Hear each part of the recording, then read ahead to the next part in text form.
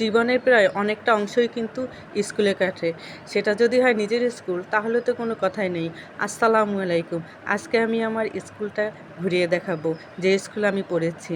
১ম এ দেখিয়েছি আপনাদের টিচার্স রুম, সেটা হচ্ছে ম্যামদের রুম। তারপর দেখেন এখানে হচ্ছে নোটিশ বোর্ড। আমাদের সময় তো আর দিবা প্রভাতী ছিল না, একবারে ১০টা থেকে ৪টা পর্যন্ত ক্লাস ছিল। তো একটাই ছিল নোটিশ বোর্ড। তারপর একটু ঘুরে দেখাবো ক্লাসরুম। ক্লাসরুমগুলো দেওয়া ছিল তাই জানালা থেকেই ভিডিও করলাম। যে এটা ছিল আমার ক্লাস 7 এর ক্লাস। একটু হাঁটতে হাঁটতে আরও অনেক ক্লাস দেখাবো। এটা ছিল ক্লাস 8 এর ক্লাস। আর আমাদের যে স্যারদের যে রুম সেটা ছিল অন্য জায়গায়, কিন্তু এখন আবার ক্লাস 8 এর ক্লাসে তাদের জন্য রুম করেছে। অনেক কিছুই পরিবর্তন হয়েছে, সৌন্দর্য বৃদ্ধি পেয়েছে, আবার নতুন কিছু হয়েছে। যেমন এই যে দেখেন এই জানালায় গ্লাস, এই গ্লাস আগে ছিল না। এই যে হচ্ছে আমাদের একটা লেজারের সময় সবাই এখানে আমরা পানি খেতে আসতাম। টিউবওয়েলটা আসলেই সেই আগের মতোই আছে। আর এখানে দেখতে পাচ্ছেন অনেকগুলো জামরুল গাছ। এই জামরুলগুলো যে এত মিষ্টি, লেজার হলেই যখন জামরুল হতো মানে সবাই একদম, কারো কাছে বোতল ছিল, কারো কাছে ইট ছিল, যে যা পারত তাই দিয়ে ছুঁড়ে মেরে জামরুল খেত। আর এই যে দেখালাম আপনাদের পুকুরঘাটটা এখন নেই, ভেঙে গেছে। বিশেষ কোনো কারণেই হয়তো বা ওটা চেঞ্জ করবে, কিন্তু খুব খারাপ লাগলো, কারণ ওখানে আমাদের অনেক আড্ডা হতো। পাশে ছিল একটা শহীদ মিনার এবং তারই পাশে ছিল হেড স্যারের বাসা।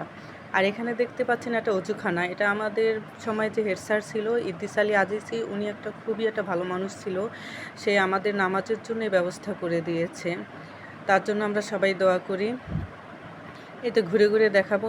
অনেকটাই সৌন্দর্য বৃদ্ধি করার জন্য সে চেষ্টা করেছিল, কিন্তু বেশি দিন তিনি থাকতে পারেনি। কিন্তু এখন বর্তমানে যে টিচার আছেন তিনি অনেক অনেক অনেক অনেক ভালো। আর আমাদের যে বাচ্চারা তারা তো খুবই খুশি। আর মেয়েদের সাথে যে কী পরিমাণ আন্তরিক তা বলে বোঝাতে পারবো না, খুবই আন্তরিক। আর এখানে যে বিল্ডিংটা দেখতে পাচ্ছেন এটা এখন পরিত্যক্ত অবস্থায় আছে। এখানে আমি অনেক ক্লাস করেছি।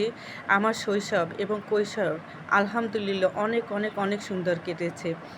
দেখেন বিল্ডিংয়ের একদম ছাদ থেকে কৃষ্ণচূড়া গাছটা মনে হচ্ছে যেন একদম হাসছে।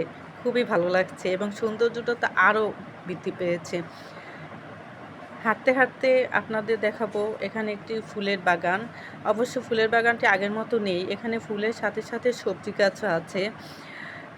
হয় কি সব কিছুই তো সব একরকম থাকে না, সময়ের সাথে সাথে অনেক কিছুই পরিবর্তন হয়ে যায়, তাই আবার সেটাকে নতুন করেই করতে হয়। এই তো আস্তে আস্তে সব কিছুই আপনাদের দেখালাম। আপনাদের কেমন লাগলো তা অবশ্যই আমাকে জানাবেন। তবে পুরনো স্মৃতিগুলো যখন মনে পড়ে মনে হয় যেন আবার সেই ছোট হয়ে যায়, আবার সেই স্কুলে ভর্তি হয়ে আবার সেই পড়াশোনা শুরু করি।